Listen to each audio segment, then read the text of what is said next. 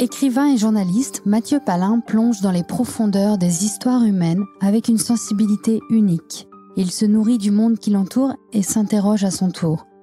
Auteur de plusieurs romans, souvent issus de ses longues enquêtes et immersions, il a reçu de nombreux prix, notamment pour son livre intitulé « Ne t'arrête pas de courir », paru en 2021 aux éditions L'Iconoclaste. Depuis 2022, année de création du prix littéraire Fragonard, nous avons l'immense honneur de le compter parmi les membres de notre jury. Nous aimons son regard d'écrivain et d'homme, évidemment, un regard qu'il m'amusait de traduire en odeurs.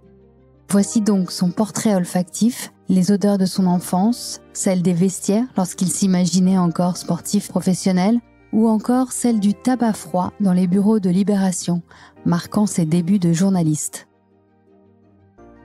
Je suis Charlotte Urbain et vous écoutez Confessions olfactives, la 2e saison de À fleur de nez, un podcast signé Fragonard Parfumeur.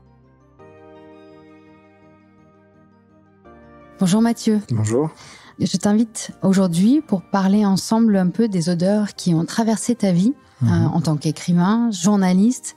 Mais parlons déjà de ton enfance. Dans quelle odeur es-tu né, Mathieu ? Moi, j'ai grandi à Ris-Orangis, dans le 91, donc une banlieue sud un peu éloignée de Paris. Et mes 2 parents étaient fonctionnaires. Donc, mon père était éducateur à la protection judiciaire de la jeunesse. Puis, il est devenu institut par la suite.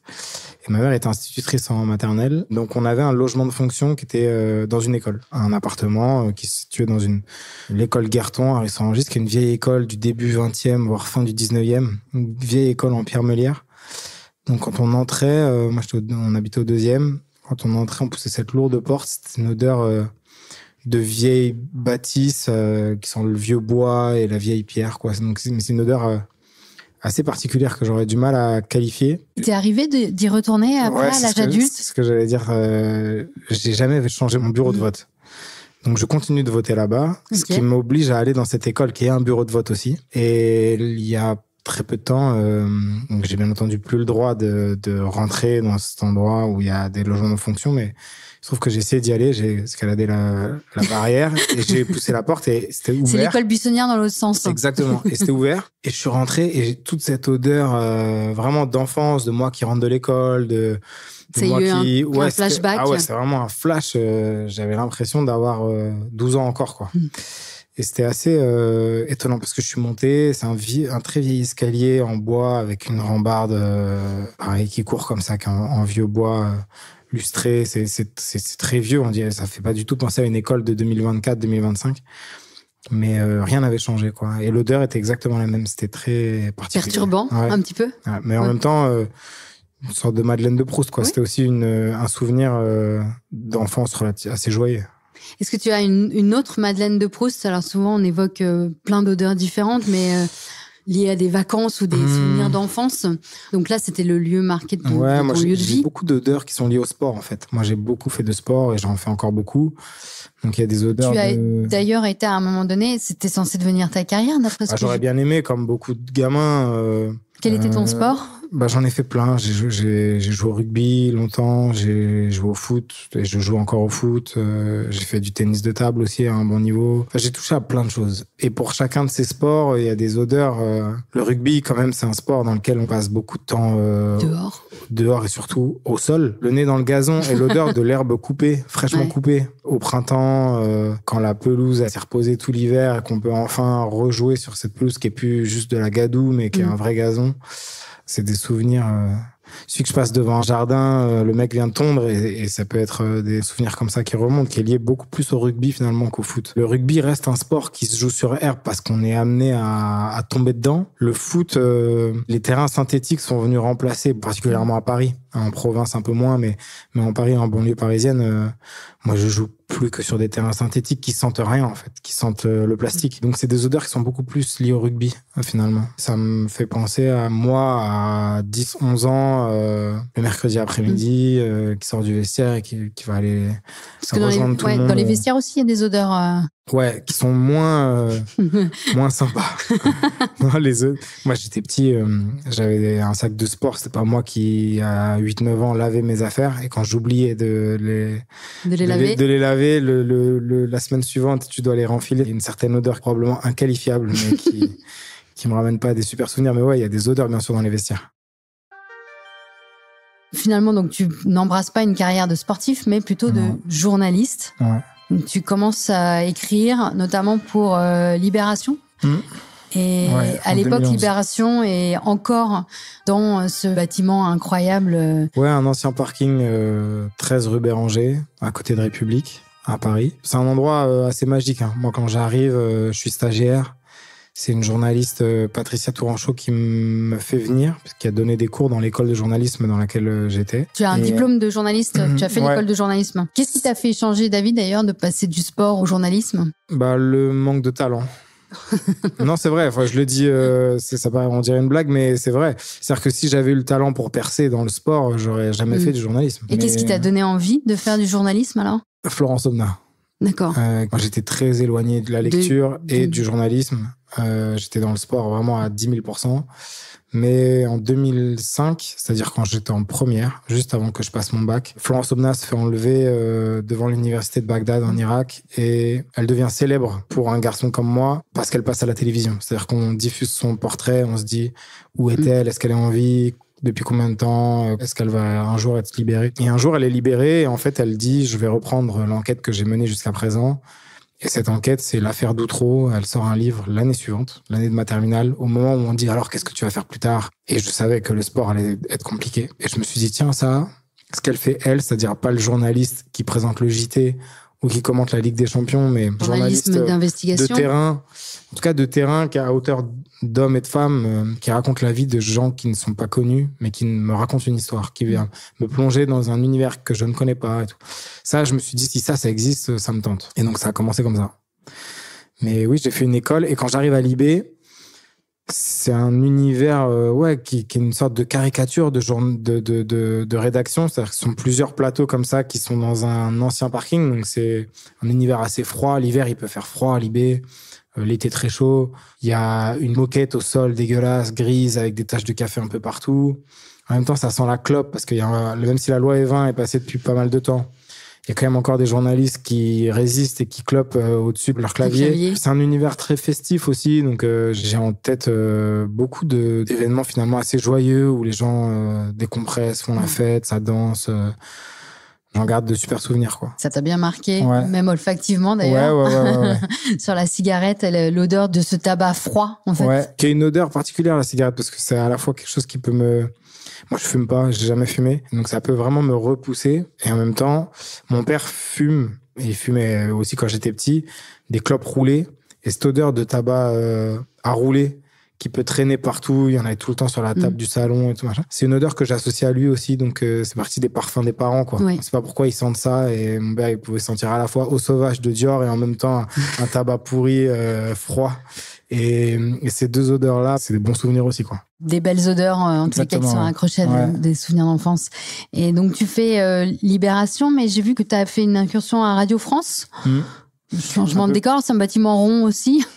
Ouais, c'est à une autre échelle. Je crois qu'il y a, c'est vraiment des milliers de salariés. Radio France, c'est un paquebot posé au milieu du 16e arrondissement, la Maison Ronde. Je la connais vraiment pas bien. C'est-à-dire que je pense que si aujourd'hui on me lâche là-dedans, je peux me perdre. Mais c'est ma seule expérience en fait de la grosse entreprise. Moi, j'ai jamais été salarié d'une grosse boîte. J'ai toujours été Libération, même ça reste à taille humaine, un journal, c'est 70 personnes qui écrivent dedans. Ça reste une PME, quoi. Radio France, c'est bizarre, mais je saurais pas y associer une odeur. Ça sent le neuf, en fait, à certains endroits. C'est-à-dire que... Il y a toujours des travaux. Toujours des travaux. Il y a toujours une cabine de montage qui vient d'être inaugurée. Vous rentrez là-dedans, ça sent comme chez Decathlon, quoi.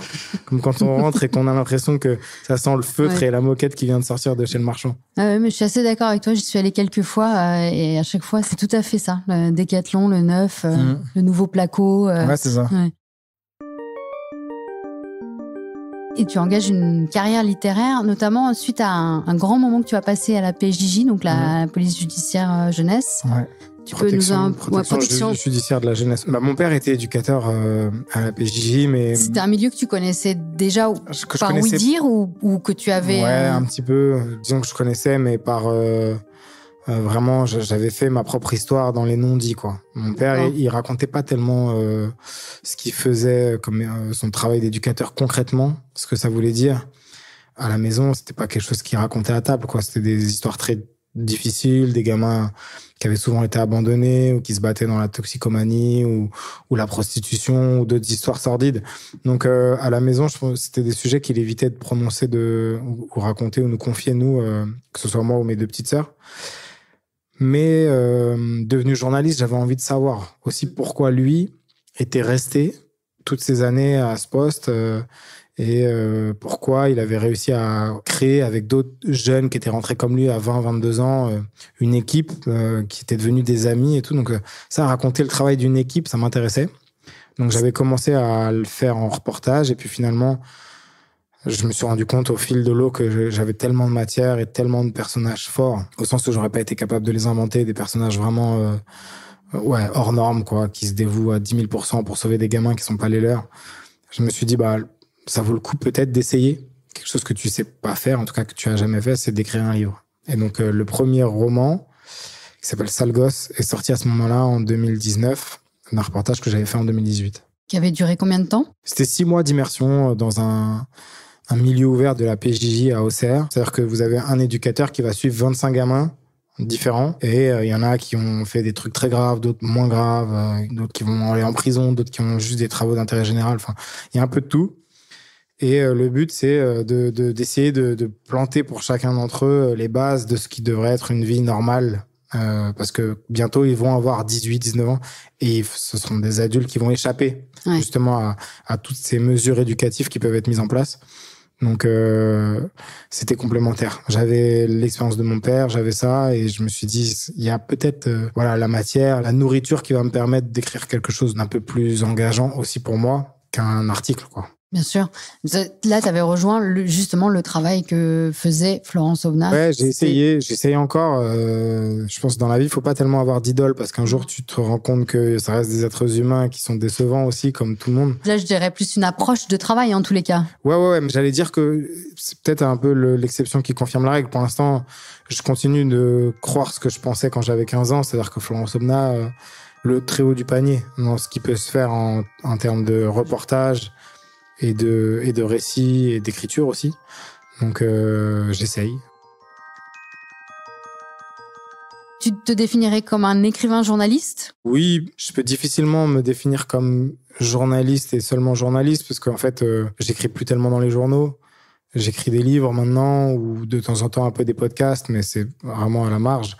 Le gros de ma production, si je peux employer ce mot un peu bizarre, c'est vraiment pour les livres. Mais le travail, finalement, n'a pas changé. C'est-à-dire que je ne me sens pas capable, en tout cas, je pense que ça pourrait être une mauvaise idée, de penser que j'ai le talent suffisant pour me passer des techniques du journalisme qui me permettent de rencontrer des gens qui ont des vies plus folles et intéressantes que la mienne, qui ont des récits que je ne pourrais inventer, qui sont des gens que je ne peux rencontrer que sur le terrain. Donc ça, c'est des techniques journalistiques assez classiques, c'est-à-dire rencontrer des gens, leur poser des questions, les revoir encore et encore, jusqu'à avoir l'impression d'être capable de les raconter eux pour un public que je ne connais pas. Et il se trouve que ces techniques-là, elles marchent très bien aussi pour écrire des livres. Donc j'ai changé de support, parce que j'écris plus dans les journaux, mais j'ai pas tellement changé de métier. Mais c'est d'ailleurs quelque chose sur lequel tu appuies. Enfin, dans le dernier livre que tu as écrit, Les hommes manquent de courage, tu le dis clairement, c'est la première page de ton livre, tu dis cette histoire, j'aurais pas pu l'inventer. Ouais. C'est important pour toi de dire justement que c'est la réalité que tu racontes, que c'est pas une fiction que tu racontes, mais une réalité. C'est difficile ce mot de réalité parce que c'est malgré tout une fiction. Je cherche pas en fait la vérité, mais que l'histoire soit racontée au lecteur de telle manière à ce qu'il puisse y aller en confiance en se disant on me raconte pas n'importe quoi. C'est respecter d'une certaine manière la parole qui m'a été confiée, respecter aussi une forme de réel, en tout cas de vraisemblable, de pas raconter n'importe quoi en partant d'histoires qui sont souvent quelque chose de très intime. Ce que les gens vous confient, c'est un trésor, quoi. C'est pas parce que c'est de la fiction que je peux écrire n'importe quoi, selon le principe que l'auteur de fiction est un peu maître en sa demeure et qu'il peut faire ce qu'il veut, casser les murs, tout raser, tout reconstruire et tout. Comme je travaille sur une matière vivante qui est l'être humain et ses propres histoires, ses propres traumatismes, ses joies, ses peines, sa douleur, son parcours. Derrière, il y a des gens de chair et d'os, quoi. Donc, je peux pas me permettre de faire n'importe quoi. Et en même temps, c'est ce que j'aime. C'est-à-dire, malaxer une histoire vraie, qui va peut-être devenir de la fiction. Mais si elle en devient une, elle le sera à la marge Et la fiction, le roman va venir se loger dans les interstices de cette histoire. Au fond, le lecteur, à la fin, si j'ai bien fait mon travail, il ne pourra pas déceler ce qui relève de la fiction de ce qui relève de l'histoire vraie.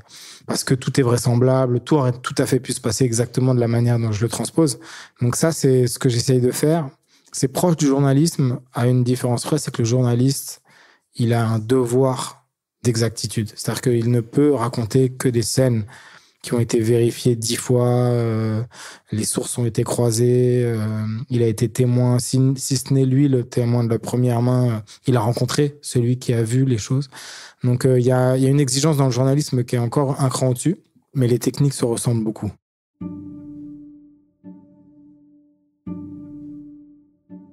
Alors la PJJ où tu passes 6 mois, est-ce que tu as des odeurs auxquelles tu associes ce lieu ?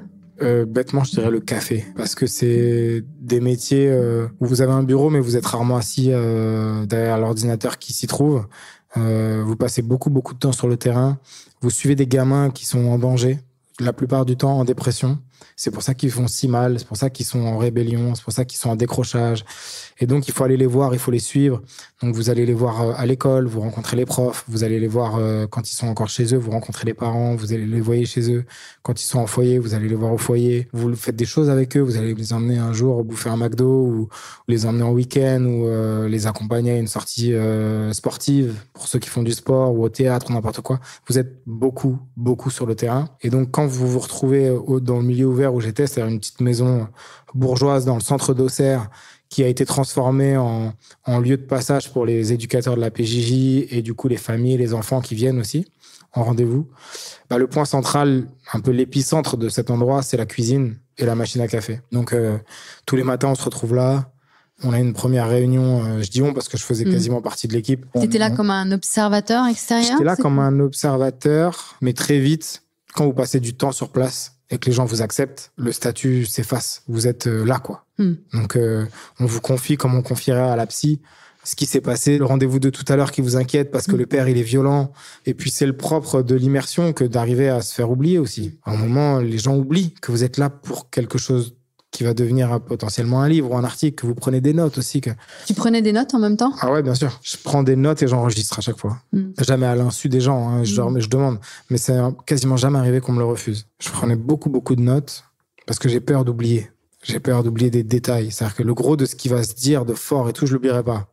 Mais comment la personne était habillée, les odeurs notamment, je les note. Tu les notes, les odeurs ? Ouais. Si ça sent le café, s'il y a une odeur de brûlé, si on est dans la rue et que soudain il y a une odeur d'essence. Ça peut être des trucs comme ça, tout bête. Parce que ça te permet de raviver ta mémoire pour le moment où tu vas te mettre à écrire ? Par exemple, je peux écrire sur un carnet à la va-vite, juste paire de Nike blanche, foulard orange et odeur de café. Et là, je me souviens que c'était là. Je vois qui c'est. Et ça, c'est des tout petits trucs que je vais oublier si je les note pas. Okay. Mais si je les note, je sais que je pourrais le relire dans 6 mois et je me souviendrai de la scène. Ouais, c'est vraiment des moyens mémotechniques pour après. Ouais, parce que c'est important. Enfin, je considère que moi, mon métier, quand même, c'est de plonger un lecteur que je ne connais pas à ma place. Comme si je le mettais sur mon épaule. Comme avec une caméra, tu vois, une caméra à l'épaule. Et je suis là et je dis, OK, là, tu te retrouves dans la salle de réunion de la PJJ d'Auxerre. Là, la fille qui est en face de toi, c'est la psy. Elle est habillée comme ça, elle a mis un parfum. Exactement. Ouais. Et c'est aussi sensoriellement que tu te retrouves dans la pièce, quoi. Dans d'autres circonstances, après, tu passais de la PJJ à un autre combat, parce que c'est un peu des combats, ce que tu réalises, notamment celui du féminisme, était un des rares hommes que je connaisse qui s'est interrogé sur, justement, non pas pourquoi les femmes étaient violées, mais pourquoi les hommes étaient violents. Ouais, c'est ça. C'est une réflexion qui m'est venue quand même assez tardivement, puisque je commence ce travail en 2018, j'ai 30 ans. Mais le mouvement MeToo et le fait qu'il ne soit pas juste un événement comme ça, qui soit chassé comme beaucoup d'événements par le rythme de l'actualité et l'enchaînement des polémiques, le fait qu'il reste et que là, 8 ans plus tard, on est encore tous collectivement impactés par l'existence de ce mouvement et par les différentes affaires qu'il charrie. Ça m'a quand même amené, moi, en tant que journaliste, à me questionner, à me dire, mais pourquoi, alors que tu as eu la chance de n'avoir jamais été assigné à un service, d'être pas spécialiste ni journaliste politique, ni journaliste sportif, ni encore moins journaliste santé ou éducation, quoi, mais d'avoir sauté à chaque fois d'un sujet à un autre comme ça, sans que personne te dise rien, en toute liberté. Pourquoi est-ce que quasiment en 10 ans de métier, t'as jamais écrit une seule ligne sur ce qu'on appelle les violences faites aux femmes? Rien sur les violences conjugales, rien sur les viols, rien sur les agressions sexuelles, rien sur le harcèlement dans la rue, rien sur rien. Et donc forcément, cette interrogation, le fait que je réalise que finalement le journalisme échappe pas à cette organisation extrêmement genrée de la société, avec des journalistes hommes qui vont se diriger naturellement, je mets des guillemets autour de ce mot, vers des sujets plus masculins, la politique, l'économie, le grand reportage, le sport. Et on va laisser les femmes de la rédaction sur les sujets plus qu'on associe au care, l'éducation, la santé, la les beauté, sujets de société, la culture. Donc ça m'a questionné. Après, bon, j'ai beaucoup lu à ce moment-là aussi sur le sujet et tout. Je me suis dit, mais c'est quand même... je me disais, ok, s'il y a grosso modo 270 000 femmes en France qui subissent des violences au sein de leur couple, c'est qu'il y a 270 000 mecs qui exercent ces violences, à minima. Sachant qu'en plus, on n'entend pas toutes les plaintes, qu'il y a beaucoup de victimes qui portent pas plainte et qui ne le disent pas parce que ça touche à l'intime. C'est la personne avec laquelle elles se sont mises en couple, avec laquelle elles ont fait des enfants, avec laquelle elles se sont mariées. Donc, il y a une onde sociale aussi qui fait qu'on n'a pas accès à la réalité de ces chiffres. Mais ça fait quand même du monde. Je veux dire, c'est pas 2-3 tarés comme ça au fond d'une grotte qui attendent le passage de leur prochaine proie. Ce sont des centaines de milliers d'hommes. Donc, ça peut pas être juste le malade mental, le monstre, c'est forcément des gens qui me ressemblent. Et donc, ils sont aussi des gens bien insérés dans la société, aimés. Je trouve que c'est important de le penser comme ça et pas uniquement comme des malades, quoi. Et donc, à partir du moment où j'ai commencé à réfléchir comme ça, je me suis dit, mais il faut que j'aille les rencontrer, ces gars. Donc, l'idée de départ était celle-là, d'aller sur le terrain rencontrer mes semblables, en fait, ceux par qui la violence vient. Et quand vous faites ça, que vous passez du temps, c'était 6 mois d'immersion à Lyon. C'était dans un milieu carcéral ou? Ouais, c'était pas un milieu carcéral, mais ils avaient tous en commun de sortir de prison. Et c'était un groupe de parole d'hommes. Ils étaient 12. Ils arrivaient à la fin de leur peine et en gros, les 6 derniers mois de leur peine étaient transformés en groupe de parole pour les amener à réfléchir sur ce qu'ils avaient fait et sur parfois la répétition des faits, parce qu'il y en a plusieurs qui étaient en récidive.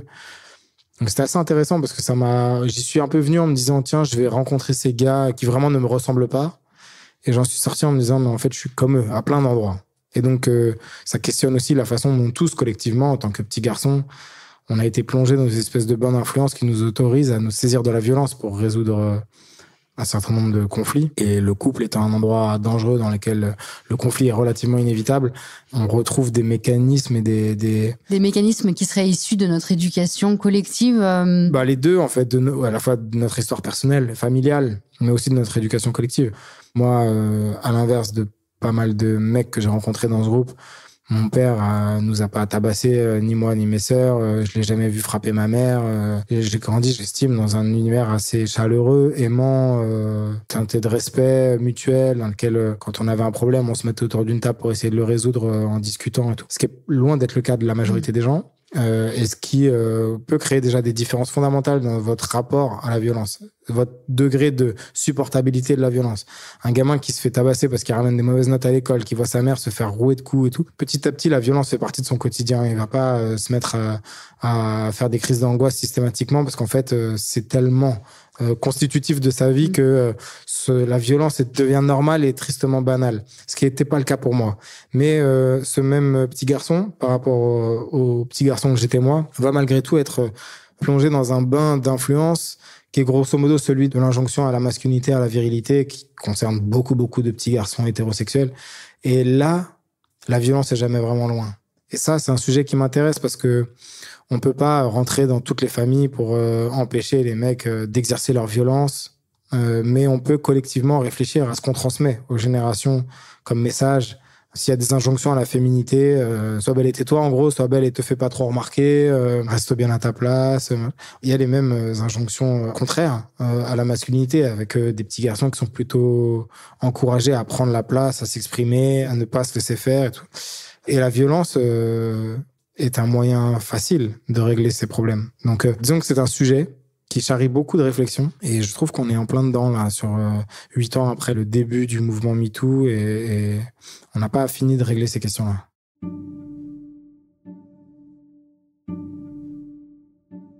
en changeant de sujet, je me posais la question, est-ce que tu serais capable d'identifier une odeur pour chacun de tes romans qui sont sortis ou de les associer à une odeur? Tu sais, il y a le principe de la synesthésie, une couleur et des gens qui voient dans des couleurs des odeurs ou inversement. Sur les 4 romans, est-ce que chacun aurait une odeur à laquelle on pourrait l'associer? C'est pas facile comme question. Disons que Sale Gosse, c'est l'odeur de café qui était liée à cette cuisine de la PJJ d'Auxerre. Ouais.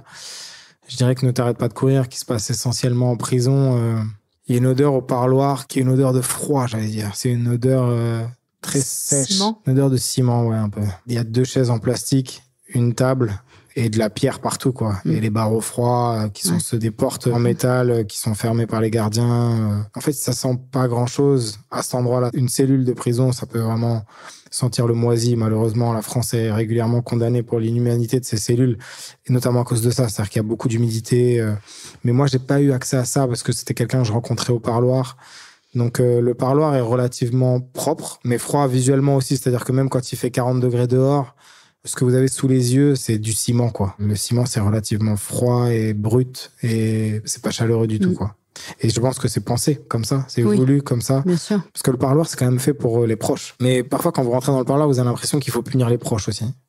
Parce que c'est la honte de vous faire attendre pendant des heures comme ça, avec vos sacs de linge que vous venez apporter à la personne que vous aimez, qui est pas personne détenue, qui est un proche. Il y a une grande peur, en fait, au parloir de transmettre quelque chose, de faire passer des objets. Donc, c'est vraiment le dénuement le plus complet. Il y a vraiment rien dans un parloir, à part, encore une fois, ces 2 chaises en plastique et cette table. Et donc, ce qui en ressort, c'est beaucoup de froideur, quoi. Sur le 3e roman? Nos pères, nos frères, nos amis, je sais pas, c'est... Ouais, ça peut être aussi un souvenir. Tout à l'heure, tu disais que tu prenais des notes, donc tu te remémores des moments. Est-ce que le fait de croiser une odeur peut te remémorer aussi des choses que tu inscris dans l'autre sens? C'est-à-dire qu'ils vont te repositionner dans un moment vécu Ça arrive, c'est drôle, ça arrive plus avec des parfums qui sont portés par des gens que je peux croiser dans la rue. Et un parfum va me rappeler le parfum que portait une instite en CM1 ou une fille que j'avais dans ma classe en 4e, et qui sont des parfums que j'ai jamais l'impression d'avoir recroisé depuis, ou au contraire une odeur qui me donnait pas du tout envie d'être à côté de la personne, et je vais sortir du métro, il y a quelqu'un qui va y rentrer et je vais être capable de me dire, c'était ça. En l'occurrence, là, quand je pense à un parfum qui me fait ça, c'est le parfum d'un entraîneur. Ouais. J'ai jamais su ce que c'était. Mais c'est vraiment le parfum qu'il mettait lui tous les jours et qui est un parfum vraiment d'adulte. Mais moi, enfant, qui sens ce parfum parce que il me donne des conseils. Il est proche de moi et il me parle et je sens ce parfum. Et c'est un parfum qui pour moi est un parfum d'entraîneur parce que j'ai l'impression que tous les entraîneurs du monde portent celui-là, quoi. Et c'est très rare de recroiser ce parfum, mais c'est quelque chose que je peux pas dire aux gens. Je peux pas dire, t'as le parfum de mon entraîneur, de cet entraîneur croate avec lequel j'ai grandi. Et ça m'est déjà arrivé, bien sûr, dans des magasins de parfumerie, d'essayer de sentir quelques parfums comme ça pour hommes et de me dire non, c'est pas ça, c'est pas ça, c'est pas ça, c'est pas ça. Puis au bout d'un moment, au bout de 10 parfums, tu sens plus rien, donc j'abandonne. Quand tu parles justement de ce groupe d'anciens détenus, 12 hommes, ils n'ont jamais évoqué cette idée du parfum viril, parce que c'est quand même le maître mot du marketing en parfumerie masculine, de définir quelle est la masculinité et la virilité. Mais c'est drôle parce que le cliché de la virilité est pas lié au parfum. C'est-à-dire que si on pousse le bouchon, c'est une odeur théoriquement qui devrait être naturelle. C'est-à-dire que vous ne devriez pas avoir recours à un artifice pour sentir homme. Ça devrait être transpiré par tous les pores de votre peau, quoi, et ce serait votre odeur, qui serait une odeur virile. Donc les parfumeurs essayent de marketer quelque chose qui pourrait séduire ces hommes-là. Mais non, ça, on n'en parle pas parce que c'est presque, si on est dans un cliché autour de ces questions, ça ferait presque de vous pas un vrai homme que de penser à ces considérations-là, d'acheter un parfum, d'acheter une crème de jour. C'est complètement à l'opposé de la vision qu'ils ont de la virilité. Donc non, on n'en a jamais parlé. Mais c'est drôle parfois de voir les contradictions. Et celle-là, on en fait partie. Parce que ça reste quand même la façon dont les marques vendent les parfums pour hommes, c'est par la virilité et la masculinité. Et d'ailleurs, les pubs, qui sont les meilleures façons de voir ce qu'on veut mettre derrière un parfum, souvent montre la puissance de séduction du parfum. C'est-à-dire que vous le mettez et derrière, on vous regarde différemment. Les femmes vous regardent différemment. Moi, je me souviens que petit, C'était tout à fait le genre de pub qui pouvait marcher sur moi. Je vais aller acheter ce déodorant-là parce que la fille que j'essaie de séduire dans ma classe, ça va marcher sur elle, quoi. Est-ce qu'il y a une odeur qui te fait saliver particulièrement ? L'odeur des pommes cuites. Les pommes cuites à la fois pour un boudin aux pommes ou pour une tarte aux pommes. D'accord. C'est une odeur qui me donne envie de manger, ouais. C'est un dessert que tu faisais souvent Ma grand-mère, elle faisait un dessert. Malheureusement, elle est décédée en emportant la recette dans sa tombe. Elles sont toutes les mêmes, en fait. Ouais. Hein. Mais elle faisait elle-même sa propre pâte et elle faisait une tarte aux pommes kiwi. Très étonnant, que je n'ai jamais réussi à reproduire et que je n'ai jamais retrouvé nulle part d'ailleurs. Elle en faisait 2 en fait. Elle en faisait pour les gens et elle en faisait une pour moi quand elle venait parce qu'elle savait que j'allais la manger en entier. Est-ce qu'il y a un parfum qui te fait voyager ? Ouais, le parfum de la wax. La wax, c'est une résine qu'on passe sur les planches de surf pour que les pieds adhèrent malgré l'eau qui passe sur la planche et qu'on puisse ne pas tomber au moment de se lever sur une vague. Et c'est un parfum très chimique, un peu un parfum de chewing-gum, qui j'imagine être d'ailleurs un parfum probablement toxique, mais que j'aime bien. Et même à un moment, j'en avais un dans ma voiture, comme des espèces de petits sapins, là, j'avais acheté un truc de wax. Mais ouais, ça c'est un parfum qui me fait voyager parce que le surf, je suis pas un grand surfeur, mais j'ai beaucoup surfé en voyageant avec des copains. À l'époque où j'avais pas d'enfants et tout, on faisait beaucoup. On est parti en Indonésie, on est parti aux États-Unis, on est parti en Australie, on est parti à Tahiti.